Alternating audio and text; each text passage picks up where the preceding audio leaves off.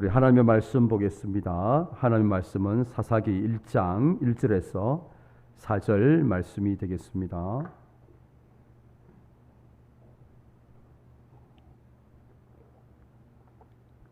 사사기 1장 1절에서 4절까지 우리 한 절씩 교독하겠습니다. 구약성경 360페이지입니다.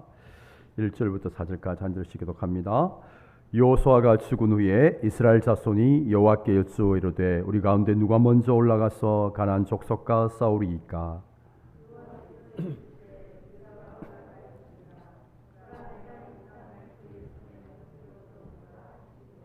유다가 그의 형제 시몬에게 이르되 내가 제비 뽑아 얻은 땅에 나와 함께 올라가서 가나안 족속과 싸우자. 그리하면 나도 내가 제비 뽑아 얻은 땅에 함께 가리라 하니 이에 시몬이 그와 함께 가니라. 유다가 올라가매 여호와께서 가나안 족속과 브리스 족속을 그들의 손에 넘겨주시니 그들이 베스게에서 10,000명을 죽이고. 아멘. 할렐루야. 잘 오셨습니다. 오늘도 말씀과 기도로 은혜 부어주실 줄 믿습니다. 우리는 신앙생활을 하고 있는데 우리의 신앙생활은 관계로 구성되어 있습니다. 이미 말씀드렸지만 하나님과 우리 사이의 관계, 또 이웃과 또 우리와의 관계, 이 두 가지 관계로 구성되어 있습니다. 우리가 신앙생활은 관계인데 이 관계를 생각할 때 가장 중요한 게 무엇이겠습니까? 사람과 사람 사이의 관계에 있어서도 중요한 것은 서로 소통하는 거예요. 또 하나님과 우리 사이의 관계에 있어서도 소통하는 겁니다. 이 반대로 우리가 사람과 사람 사이 관계에서 또 우리가 가깝게는 가정에서 또 아내와 남편 사이에 또 부모와 자녀 사이에 불통이 있다고 한번 생각해 봐요. 서로 이게 불통한다고 하면 참 고통스럽죠. 같이 있는다는 자체가. 마찬가지로 또 우리 교회에서도 같은 우리 신앙생활은 우리가 서로 소통이 되지 못하면 그것도 고통스러운 거예요. 또 저와 여러분 사이에도 이게 불통이 되면 참 힘듭니다. 나아가서 우리가 하나님과 우리 사이 관계에 있어서도 성경은 하나님과 우리가 소통이 잘 되면 이웃과의 소통도 잘 된다 이렇게 이야기를 해요. 또 반대로 이웃과의 소통이 막히면 하나님과 소통도 이렇게 되지 않는다라고 그렇게 성경이 이야기하고 있습니다. 그래서 하나님과 소통이 잘 되고 또 이웃과의 소통이 잘 되는 게 사실은 복이에요. 복이고 그게 우리 인생에 있어서 행복입니다. 아무리 우리가 돈 많이 가지고 있어도 아무리 우리 집안에 많은 돈이 있어도 아내와 남편 사이에 소통이 이루어지지 않고 또 부모와 자녀 사이에 소통이 이루어지지 않으면 고통입니다. 고통스럽습니다. 막 서로가 통하지 않는다는 거, 불통만큼 힘든 건 없는 것이죠. 우리가 이제 소통을 잘 하려고 하면 조건이 있어요. 제가 이제 가만히 사람들 사이에 소통이 이루어지지 않는 그런 관계를 가만히 들여다보면 또 하나님과 또 소통이 잘 되지 않는 사람과의 관계를 들여다보면 발견되는 공통점이 있습니다. 그게 뭔가 하면 상대방이 원하는 게 무엇인지를 모른다는 거죠. 가정에서 왜 아내와 남편 사이에 소통이 이루어지지 않습니까? 우리 남편들은 아내가 뭘 원하는지를 몰라요. 저도 이런 면에 있어서는 늘 이제 부족함이 많은 사람이다 여전히. 참 보면 이렇게 어떻게 이렇게 그 상대방의 마음을 이렇게 모르는지 몰라. 상대방이 원하는 걸 알고 그렇게 그걸 이제 채워주면 되는데 그렇게 하지 못한단 말이에요. 예를 들면 우리 이제 아내분들은 작은 것에서 우리 감동을 얻지 않습니까? 근데 우리 남자들은 막 작은 것을 잘하지 못하고 큰 거 있잖아요. 돈 많이 벌어주고 다이아몬드 반지 쓰고 이런 걸 통해 감동하려고 하잖아요. 근데 이제 아내는 사소한 어떤 뭡니까? 관심, 또 배려. 예를 들면 차를 탈 때 차문을 열어준다든지 이런 거, 그렇죠? 장님 이런 것도 감동받는다. 장님 아무리 돈 많이 벌어줘도 우리 집사님 그것도 감동받는 게 아니고 우리 엄 집사님 어떻습니까? 차 탈 때 우리 문 열어주시고 그렇게 하십니까? 우리 박 집사님 어떻습니까? 예. 참. 사실 이제 별거 아닌 것 같지만 아주 작은 것에 사실은 우리가 이제 감동을 받는데 우리는 잘 몰라요. 그걸 모르기 때문에 상대방이 원하는 것이 모르기 때문에 나름대로 내가 한다고 하지만 그 관계가 이제 불통이 되는 거죠. 그래서 우리가 관계를 잘 만들기 위해서는 사람과 사람 사이 관계도 그렇고 하나님과 우리 사이 관계도 그렇고 상대방이 원하는 게 무엇인지를 아는 게 참 중요합니다. 그래서 우리가 하나님이 무엇을 원하시는지를 아는 게 참 중요합니다. 다른 말로 하면 하나님의 스타일이 어떤 것인지를 우리가 파악하는 게 참 중요해요. 그러면 우리가 하나님이 기뻐하시는 신앙생활을 할 수 있습니다. 그걸 모르면 우리는 나름대로 참 최선을 다해서 신앙생활을 한다고 하는데 하나님과 이제 불통되는 일들이 일어나게 됩니다. 그래서 우리는 하나님의 무엇을 원하시고 또 하나님이 어떤 스타일인지를 우리가 먼저 파악하면 하나님과의 소통이 잘 이루어지는 거죠. 근데 우리가 하나님과 우리가 관계를 잘 맺기 위해서 하나님이 어떤 분인지를 파악할 때에 꼭 이렇게 알아야 될 게 있습니다. 그게 뭔가 하면 하나님의 작정이라는 게 있어요. 우리 같이 한번 따라서 하겠습니다. 하나님의 작정. 우리 믿는 신자들은 하나님의 작정에 대해서 반드시 알아야 됩니다. 여러분 한번 들어보셨을 거예요. 이 하나님의 작정은 제가 한번 설명을 해서 한번 잘 들어보십시오. 하나님은 이 모든 세상을 다 이렇게 만드시고 난 이후에 하나님께서 이 세상을 다스리고 계십니다. 그러면서 하나님께서 이 모든 피조물에 대해서 가지고 있는 뜻이 있습니다. 그 뜻을 이루기 위해서 계획까지도 하나님께서 다 가지고 계세요. 이것을 하나님의 작정이라고 그래요. 그러니까 하나님이 어떤 선하신 뜻이 있습니다. 그 뜻을 이루기 위해서 하나님께서 계획까지도 다 가지고 계신 거죠. 하나님의 선하신 뜻이 있고 이 선하신 뜻을 이루기 위한 하나님의 계획하심도 다 있는 거예요. 우리도 그렇잖아요. 우리가 어떤 예를 들어 소원이 있으면 내가 그 소원을 이루기 위해서 어떤 계획들을 세우잖아요. 마찬가지입니다. 하나님도 하나님의 뜻이 있어요. 그런데 하나님의 뜻은 선하십니다. 우리 인간은 뜻이 뭡니까? 가끔씩 악한 생각도 좀 하잖아요. 예를 들면 우리가 어떤 계획을 세울 때에 선한 계획보다는 악한 뜻을 가지고 계획을 세우는 경우 있잖아요. 예를 들면 어떻게 하면 상대방을 골탈 먹일 것인가 뭐 이런 거죠. 목적 자체가 선하지 못하고 당연히 뭐 계획 자체도 선하지 못합니다. 이게 우리 인간의 한계인데 하나님의 계획은 하나님의 뜻이 선하기 때문에 하나님의 계획도 항상 선합니다. 그러니까 이것을 하나님의 작정이라고 그래요. 우리가 하나님의 작정을 우리가 알아야만 하나님이 어떻게 일하는지 어떤 스타일로 일을 하시는지를 파악할 수가 있습니다. 오늘 우리가 본문을 통해서 하나님의 작정, 하나님의 스타일이 어떻게 드러나는지를 여러분들이 잘 파악하시고 그렇게 좋은 관계를 맺을 수 있기를 축복합니다. 오늘 우리가 본문을 통해서 하나님이 어떻게 일하시는가 하면 먼저 하나님은 하나님의 뜻대로 일하십니다. 우리 한번 함께 하겠습니다. 하나님은 하나님의 뜻대로 일하십니다. 네. 그럼 이걸 아는 게 참 중요합니다. 하나님이 일하는 방식이에요. 하나님은 자신만의 이 뜻이 있습니다. 모든 피조물을 향한 하나님의 그 선하신 뜻이 있단 말이에요. 그 뜻대로 일하신다라는 거예요.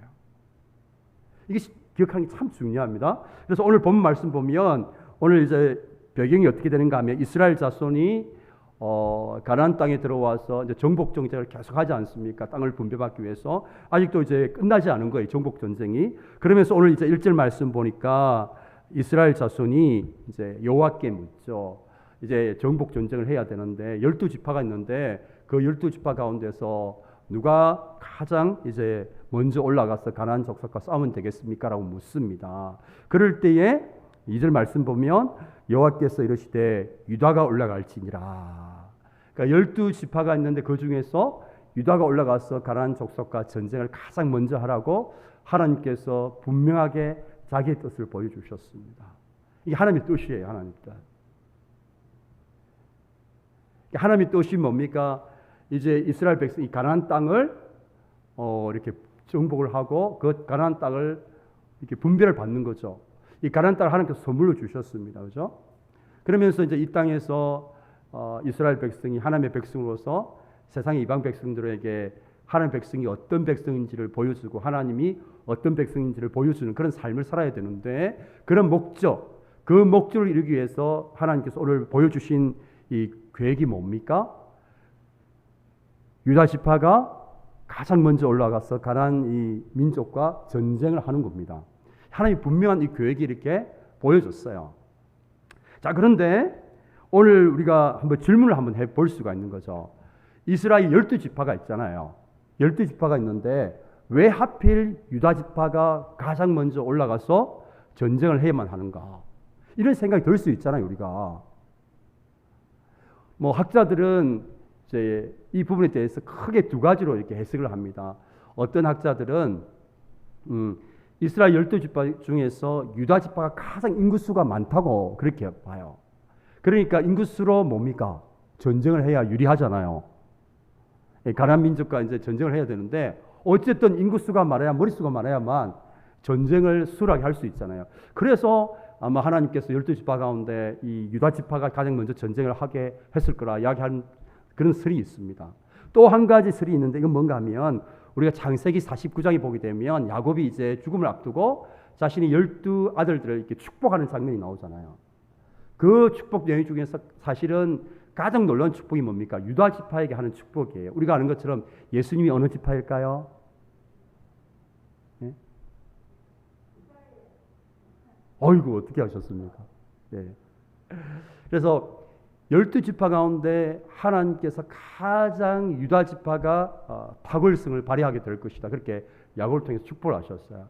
그러니까 하나님께서 이 창세기 49장에 나오는 그 야곱의 그 언약대로 하나님께서 이스라엘 12지파 가운데 유다 지파를 하나님께서 사용하시기로 이미 뭡니까? 다 이렇게 계획을 가지고 계신 거죠. 이게 하나님의 작정이에요. 하나님의 작정. 그래서 이제 우리가 생각할 때 왜 하나님께서 유다 지파를 그렇게 하셨는가? 그건 하나님의 주권입니다. 주권. 하나님의 선하신 뜻을 이루기 위해서 하나님께서 계획까지도 가지고 계시는 거예요. 왜 그렇게 하는가? 우리 인간이 아무리 물어도 답을 찾을 수가 없습니다. 이걸 좀 어려운 말로 하나님의 주권이라고 그러잖아요. 이제 좀 우리가 사용하는 말로 하나님 마음대로. 하나님이 주이니까 주인 마음대로 그렇게 하는 거예요. 뭐 유다 지파가 잘나서 하나님께서 특별히 축복하고 그런 건 아니에요. 하나님의 주권입니다. 어쨌든 저는 이제 이 두 가지 해석 중에서 후자의 해석을 선호해요. 하나님의 작정의 관점에서 보면 하나님께서는 유다 지파를 그렇게 사용하시기로 하나님께서 이미 작정하신 것이죠. 그래서 오늘 이제 하나님께서 뜻을 분명하게 보여주십니다.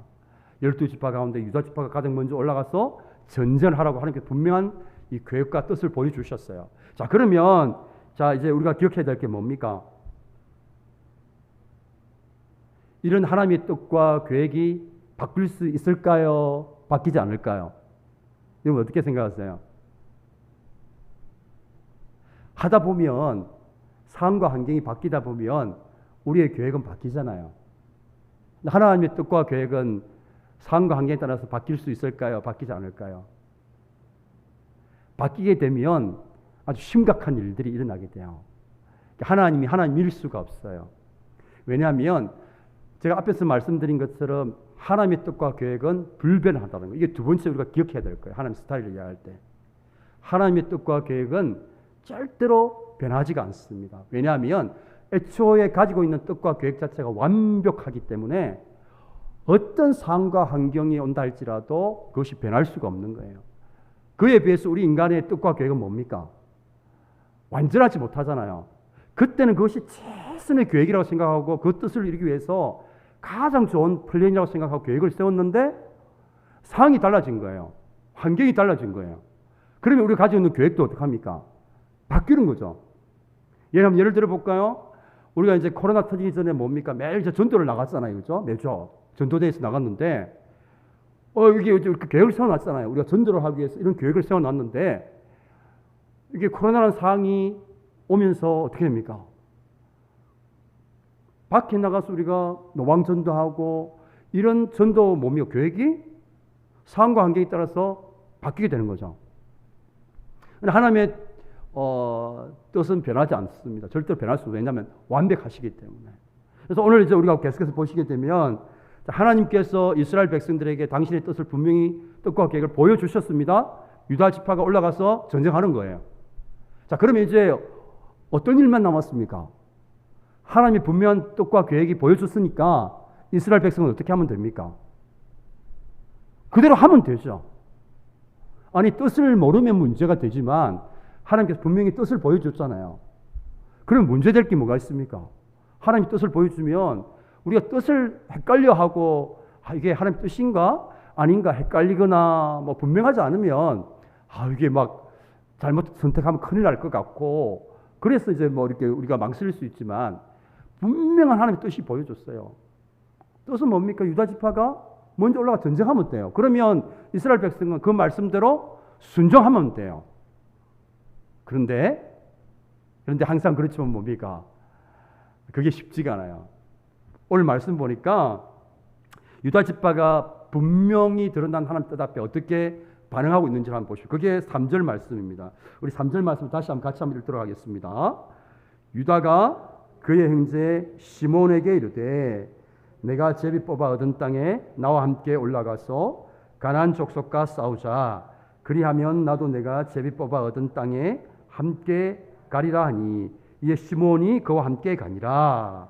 지금 유다 지파가 시몬 지파에게 함께 올라가서 싸우자고 제안을 합니다. 그리고 그 제안을 시몬 지파가 받아들여서 함께 가나안 족속과 전쟁을 하게 됩니다. 여러분 이 모습 어디서 많이 보던 모습 아닙니까? 많이 익숙하죠? 이게 우리의 모습 아닙니까? 많이 보셨죠? 늘 우리가 하던 모습이기 때문에 아주 익숙한 모습이죠. 여러분 하나님의 뜻은 유다 지파가 올라가는 겁니다. 자세히 보시면 하나님께서는 어디에도 시몬과 함께 올라가라고 말씀하신 적이 없어요. 하나님의 뜻은 유다가 올라가라는 거예요. 그러면 유다만 올라가면 돼요. 근데 이 유다 지파는 어떻게 합니까? 유다가 어떻게 합니까? 시몬 지파에게 함께 올라가자고 제안을 합니다. 분명히 하나님은 유다가 올라가라고 하셨지 유다와 시몬이 올라가라고 말씀하신 적이 없습니다. 자, 그러면 우리가 한번 질문을 던져봐야 돼요. 왜 유다가 그렇게 했는가? 분명히 하나님의 뜻은 알고 있는데, 무엇인지 알고 있는데 자신들이 올라가면 되는데 왜 그 뜻을 알고 있음에도 불구하고 시므온과 함께 올라가자고 했는가? 우리가 잘 하는 거잖아요. 우리 생각에 시므온과 함께 올라가는 것이 더 유리합니까? 불리해 보입니까? 더 뭡니까? 수월하겠습니까? 이게 어렵겠습니까? 우리 솔직히 한번 생각해 보세요. 우리가 한 명이 한 명 싸우는 거하고 두 명이 한 명 싸우는 거 어느 게 더 쉽습니까? 아니, 당연히 인간의 생각에 보게 되면 혼자서 싸우는 것보다 시몬하고 같이 올라서 싸울 수 있는 게 없죠. 특별히 시몬은 그 야곱의 12형제 그 아들 중에서 가장 뭡니까? 호전적이고 좀 잔인한 그런 이 지파잖아요. 아시죠? 이렇게 야곱의 딸 디나가 이렇게 강간을 당했을 때 하몰의 아들 세겜에게 이렇게 강간을 당했을 때 그때 시몬과 레이가 가서 다 죽여버리잖아요. 그러니까 이제 이 야곱의 12아들 중에서 가장 좀 잔인하고 좀 전쟁, 싸우는 걸 좋아하고 호전적이고 한 지파가 누굽니까? 시몬인 거죠. 그러니까 유다가 뭡니까? 이게 싸움을 앞두고 자기 생각에는 뭡니까? 혼자서 싸우는 것보다는 그래도 이 가장 우리 형제 중에서 가장 싸움에 일가견이 있는 가장 싸우기를 좋아하는 뭐 저는 부드러워가지고 싸우는 거 싫어하잖아요. 예를 들면 천성이 순해가지고 저는 때리면 맞고 막 이래야 되는데 뭐 어떤 사람은 뭡니까? 태어날 때 싸우는 거 좋아하는 거예요. 주먹이 먼저 나가고 말보다. 뭐 예를 들면 좋게 말하면 되게 용감하고 사실적으로 말하면 호전적이고 잔인한 형제가 누굽니까? 시몬이거든요. 그러니까 이 유다가 뭡니까? 솔직히 자기 혼자 하면 금방 하거든. 그러니까 어떻게 합니까? 싸움 잘하는 자기 형제를 같이 데리고 용감한 자기 형제 시몬과 함께 전쟁을 하려고 하는 거죠.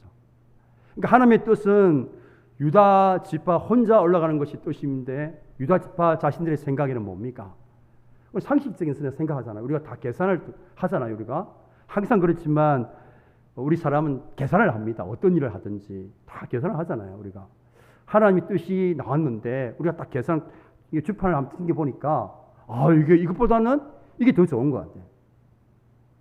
하나님이 보여주신 뜻과 계획보다는 이거 내가 생각할 때는 그래도 이왕이면 이게 혼자서 싸우는 것보다는 싸움을 잘하는 시몬과 같이 가면 더 잘할 것 같고 용기도 날 것 같고 또 나아가서 이왕이면 뭡니까? 같이 올라가서 연합해가지고 공격하면 더 힘도 이렇게 강할 때니까 얼마나 좋을까? 우리 인간들 생각이란 말이에요. 인간 생각 볼 때 이게 좋단 말이에요. 그러니까 유다는 어떻게 합니까?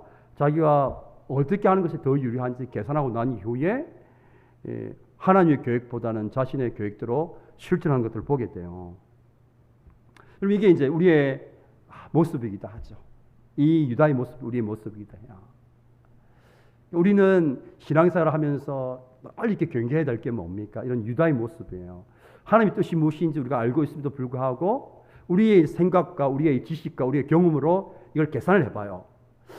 이렇게 하는 게 뭔가 좀 이제 하나님이 보여주신 뜻이 우리가 이제 지식과 경험으로 계산을 해봐도 좀 그럴듯해 보여요. 하나님 뜻대로 하면 뭔가 좀 승산이 있다. 뭔가 좀 이제 뭔가 좋은 결과가 나오겠다. 그럴듯해 보이면 문제가 되지 않는데 때때로 하나님이 보여주신 그 뜻과 계획이 우리가 볼 때는 이게 별로 그럴듯해 보이지가 않는단 말이에요. 셰프 예를 들면 12지파가 같이 나가서 힘을 합해가지고 싸우면 얼마나 쉽습니까? 그렇게 하면 차라리 너무너무 좋을 텐데 항상 하나님 보면 엉뚱하게 하시거든요. 인간적으로 계산해 보면 이 답이 이게 아닌 거예요, 이게. 어떻게 12지파 나머지 11지파를 제쳐두고 혼자가 싸운단 말입니까? 같이 힘을 합해 싸우면 훨씬 더 승리할 수 있는 가능성도 크고 쉽게 이길 수 있는데 하나님께서는 왜 유다 지파 혼자만 올라가려고 하느냐는 거죠. 참 이게 이상한 거예요. 그러니까 우리가 볼 때 이게 우리의 지식과 경험으로 보면 이게 아닌 거죠. 도저히 이렇게 해서는 성산이 없다. 그래서 우리가 계산하고 우리가 이제 좋아 보이는 계획들을 가지고 이렇게 하는 거예요. 이게 바로 이제 오늘 유다의 모습이기도 하고 우리의 모습이기도 합니다. 그러나 하나님의 뜻은 절대로 불변하지 않아요. 자, 한번 보십시오. 어떻게 되는가 하면 하나님은 분명히 유다 지파가 올라가라고 하셨습니다. 하나님의 뜻은 절대로 상황과 관계에 따라서 변하지 않아요. 그런데 이 유다는 자신이 보기에 더 유리한 계획들로 이렇게 수정을 합니다. 이 모습은 이제 신약으로 넘어와서 어디에서 발견할 수 있습니까? 예수님 주변에 많은 사람들의 모습 속에서 발견되는 모습이죠.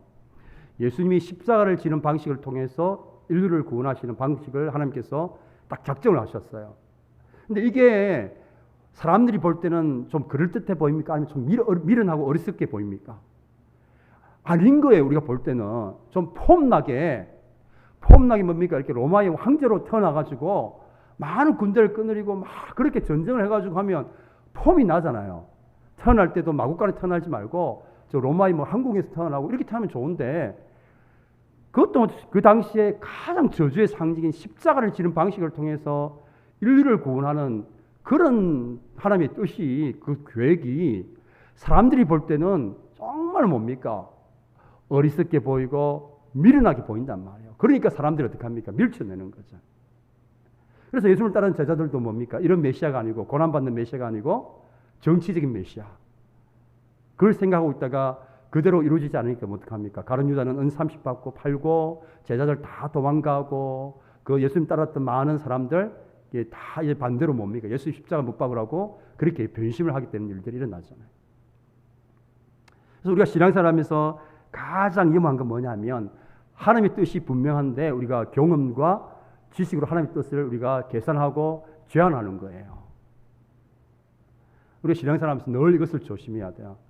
하나님의 뜻이라고 분명하면 그냥 하면 돼요. 계산하면 안 됩니다. 그냥 우리 계산해봐서 도저히 답이 안 나요. 답이 안 나와도 하나님의 뜻이라고 분명한 확신이 들면 하면 됩니다. 근데 우리 자꾸 이제 계산해서 뭡니까? 자기가 유리한 그런 계획대로 그렇게 실행을 해요. 그렇게 해보니 결과가 좋습니까? 결과가 좋지 않죠. 그래서 우리가 기억해야 될 건 뭐냐면 하나님은 유리하다고 해가지고 자신의 뜻을 유리한 쪽으로 바꾸고 그러지 않습니다. 하나님의 뜻과 계획은 불변합니다. 자, 우리 세 번째 마지막 우리 기억해야 될 건 뭐냐면 하나님의 그 선하신 뜻은 반드시 이루어진다라는 거예요. 우리 함께 하겠습니다. 하나님의 뜻은 반드시 이루어집니다. 자, 오늘 유다가 하나님의 계획을 변경시켜서 시몬 지파와 함께 전쟁을 치르고 올라갑니다. 그리고 유다 지파가 두 번씩이나 시몬 지파와 함께 올라가서 싸웁니다. 자, 그런데 한번 잘 보십시오. 하나님의 뜻이 이게 바뀌었는가, 변경되었는가? 아니라는 거죠. 자, 성경에서는 뭐라고 기록되었는지 한번 보십시오. 4절 말씀 한번 보십시오. 4절 말씀 보면, 상반절 말씀 보면, 유다가 올라가네. 지금 실제로 누가 올라간 거예요? 유다와 시몬이 함께 올라간 거예요. 그런데 성경은 어떻게 적고 있습니까? 유다와 시므온이 올라가면 그렇게 말씀하지 않고 유다가 올라가면 그렇게 말하고 있어요. 그 다음에 또 8절 말씀 한번 보십시오. 유다 자손이 예루살렘을 쳤어. 지금 유다 자손 혼자 간 게 아니고 누가 같이 갔단 말이에요? 시므온 집과 같이 했다니까요. 혼자 한 게 아니고. 그런데 성경이 뭐라고 합니까? 8절 유다 자손이, 그다음 9절 그 후에 유다 자손이 내려가서, 그 다음에 10절도 유다가 또 가서, 그리고 좀 더 지나서 18절 말씀 한번 보십시오. 유다가 또 가사 및 그 지역과, 이스라엘이 남쪽 지역입니다. 19절에도 한번 보십시오. 여호와께서 유다와 함께 계셨으므로 그가 산지 거미를 쫓아내었으나. 한 자세히 한번 보십시오. 지금 실제로 뭡니까? 유다 지파와 시몬 지파가 함께 올라가고 함께 전쟁을 했고 함께 승리했는데 성경 일괄적으로 기록한 게 뭡니까? 시몬 지파를 다 빼버리잖아요. 빼고 누구만 이야기하고 있습니까? 유다 지파만 이야기하고 있는 겁니다.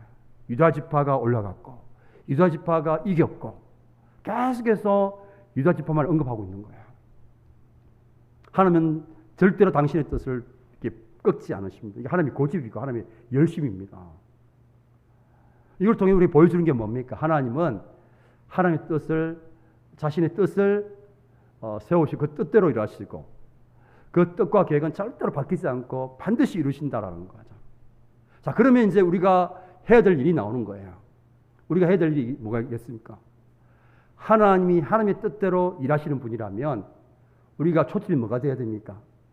하나님의 뜻이 무엇인지를 늘 관심을 가져야 돼요. 범사에 무엇을 하든지.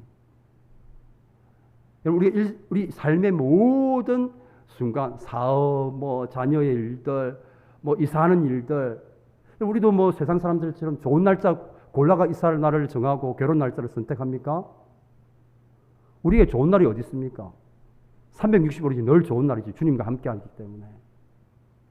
좋은 날이 특별히 어디 있습니까? 길일이 어디 있고 휴일이 어디 있습니까? 제가 이전 교회에 있을 때 사택이 4층에 있었습니다. 4층에. 왜 4층에 있었겠습니까? 사람들이 4층을 싫어하니까. 대부분 4층에는 목사님들이 사택으로 쓰더라고요. 4층에 있다고 복을 못 받고 저기 7층에 있으면 복을 받습니까? 그게 아니죠. 그래서 우리 하나님은 하나님의 뜻대로 일하시는 분이기 때문에, 그러니까 우리가 행복하게 살기 위해서는, 신앙생활 잘하기 위해서는 뭡니까? 또 우리의 믿음이 성장할수록 내 뜻을 하나님의 뜻 앞에 자꾸 조율하는, 맞추는 작업을 하셔야 돼요. 기도를 할 때도 우리가 사실은 어떻게 기도해야 될지 모르잖아요. 늘 우리의 소원을 가지고 기도한단 말이에요. 그러니까 히브리서 말씀 보니까 성령이 탄식을 한단 말이에요. 진짜 기도해야 될 내용과 기도하지 않고 엉뚱한 것까지 기도하고 있단 말이에요. 우리가 무엇을 기도해야 되는지를 알지 못한단 말이에요. 그러니까 성령이 말할 수 없는 탄식으로 우리를 위해서 기도하셔, 성령 친히. 그러면서 결국 우리의 믿음이 성장할수록 뭡니까? 우리의 관심이 하나님의 뜻이 무엇인가에 늘 이게 초점을 맞추게 돼요. 그러니까 저도 이렇게 교회를 할 때 가장 고민하는 게 뭐냐면, 하나님의 뜻이 뭘까? 이 교회를 한 하나님의 뜻이 뭘까? 이게 늘 고민하거든요. 그러면서 그 하나님의 뜻이 뭘까? 그 뜻을 고민하고 찾고 그 뜻대로 이제 목회를 하면 어려움이 있어도 문제될 게 없어요. 왜냐하면 우리 교회도 그렇고 우리 개인의 삶도 그렇고 하나님의 뜻대로 하는 그 삶 가운데 만나는 어려움들은 문제될 게 없습니다. 그 어려움은 반드시 축복으로 바뀌어요. 문제는 우리가 하나님의 뜻대로 하지 않았음에도 불구하고 소위 말하면 세상적으로 잘 되는 게 문제지, 그게 우리에게 화가 되는 거지, 우리가 하나님의 뜻 안에서 하나님의 뜻이라는 확신을 받고 일을 하고 어떤 길을 선택해서 갔는데 어떤 현실적인 어려움을 만났다. 하나님 그냥 내버려 두십니까? 안 그래요. 자기 뜻대로 했는데 그걸 망하게 내버려 두는 부모가 어디 있습니까? 우리 하나님은 선하신 분이시기 때문에 저와 여러분의 삶을 절대로 이렇게 망하게 내버려 두지 않습니다. 택한 자녀는 반드시 하나님께서 하나님의 고집과 열심을 가지고 하나님의 뜻을 이루어 가시는 분이시기 때문에 우리의 삶은 잘 될 수밖에 없어요. 그런 뜻에서 보면. 그러니까 항상 우리가 하나님의 뜻에 초점을 맞춰야 돼요. 자, 그리고 우리가 좀 보십시오. 오늘 하나님의 뜻은 절대로 상황과 관계에 따라서 변화되지 않습니다. 그러니까 우리가 뭡니까? 내 뭡니까 인간적인 지식과 경험을 가지고 이게 좀 그럴듯해 보이네, 이대로 하면 뭔가 좀 성산이 있어 보이네, 좀 결과가 있어 보이네, 그렇게 계산할 필요가 없는 거예요. 하나님의 뜻이라는 확신이 들면 어떡합니까? 즉시 순종하면 돼요. 계산할 필요가 없습니다. 말씀을 통해서 기도하는 가운데 하나님이 여러분에게 하나님의 뜻을 보여주셨으면 이게 하나님의 뜻이라 분명히 확신이 들면 순종하면 돼요. 여러분의 지식과 경험으로 이거 내가 아닌 것 같은데 이렇게 해서는 안 될 것 같은데 계산하시면 안 된다는 거예요. 계산하면 순종 못합니다. 하나님 뜻이라 확신되면 뭡니까? 가면 됩니다. 저도 싱가포르 갈 때 뭡니까? 하나님 뜻이라 확신 가지고 그냥 간 거예요. 제가 이제 갈 때 막 호출 당했잖아요. 갑자기 외국 간다고 하니까 자인 장군이 얼마나 놀라겠습니까? 사랑하는 딸 같이 데리고 간다고 하니까. 그때 하나님 뜻이 확실하니까 뭡니까? 갑니다. 갔습니다. 가면 뭐 이제 하나님 뜻이 확실하고 갔는데 좋은 일만 있었겠습니까? 때로는 이거 하나님 뜻이 맞나? 이런 어떤 상황과 환경을 만나기도 하죠. 그러나 하나님의 뜻이라고 확신하고 간 그 속에 만난 어려움들은 어려움 자체로 끝나지 않아요. 그건 결국 뭐냐 하면 하나님의 이제 훈련의 과정 속에 있는 거지. 여러분, 과정은 과정일 뿐이잖아요. 끝이 난 게 아닙니다. 우리 인생의 이 어려움의 과정은 과정일 뿐이지 끝은 항상 해피엔딩 아니겠어요? 우리 하나님 뜻 가운데 있는 하나님의 자녀의 삶은. 그렇기 때문에 우리가 하나님의 뜻이라 확신되면 계산하지 마시고 눈 딱 감고 순종하면 됩니다. 그러면 돼요. 계산할 필요가 없어요. 계산하면 순종하지 못합니다. 딱 눈 감고 딱 그대로 하면 됩니다. 오늘 우리가 이 말씀을 통해서 분명한 건 뭐냐면 결국 우리의 믿음이라는 것은 뭐냐면 하나님 뜻 앞에 자신의 뜻을 내려놓는 거예요. 그래서 하나님 뜻과 하나님 뜻 자신의 뜻을 이렇게 조율해 가는 거예요. 맞춰가는 거예요. 여러분, 우리가 기도할 때도 처음에는 우리가 우리의 그 소망, 우리 문제만 놓고 기도하잖아요. 기도하다 보면 성령께서 뭡니까? 하나님의 뜻대로 기도하게 하시는 거예요. 이게 뭐냐? 하나님의 뜻과 우리의 뜻을 조율해 가는 과정이거든요. 그러니까 하나님의 뜻대로 일하시고 하나님의 뜻대로 이루시는 분이시기 때문에 우리가 아무리 중간에 막 고집 피우고 불순종하고 그런다 할지라도 결국은 하나님 뜻대로 이루어져요. 그러니까 이걸 알면 뭡니까? 그냥 순종하면 됩니다. 그러니까 순종 안 하면 하나님이 어떻게 하십니까? 우리를 이제 설득하시잖아요. 어떤 과정을 통해서 설득하십니까? 광야로 보내시죠. 광야에서 이제 이 뭡니까? 연단의 과정을 통해서 우리의 고집과 우리의 이 뜻을 하나님 뜻 앞에 내려놓게 만드십니다. 저도 이제 뭐 한 40년 동안 하나님께서 광야를 뺑뺑이 돌리시고 난 이후에 하나님의 뜻에 집중하도록 만드시는 것 같아요. 여러분, 우리가 행복한 인생은 하나님의 뜻대로 하나님께서 일하시고 하나님의 뜻대로 이루신다는 것을 알고 우리의 뜻을 하나님 뜻 앞에 내려놓는 거예요. 하나님의 뜻이 끊임없이 우리의 고집을 내려놓으면서 맞춰가는 과정이 행복한 과정이에요. 그게 우리의 믿음의 아주 중요한 부분입니다. 제가 이제 지난 시간에도 이야기한 것처럼 우리의 믿음에 있어서 신앙생활 가장 중요한 것은 변화 아닙니까? 변화. 체인징하는 거도 변화되는 거거든요. 그냥 단순히 우리가 기도하고 말씀하고 이것은 종교생활이지 이것을 신앙생활로 이야기하지는 않아요.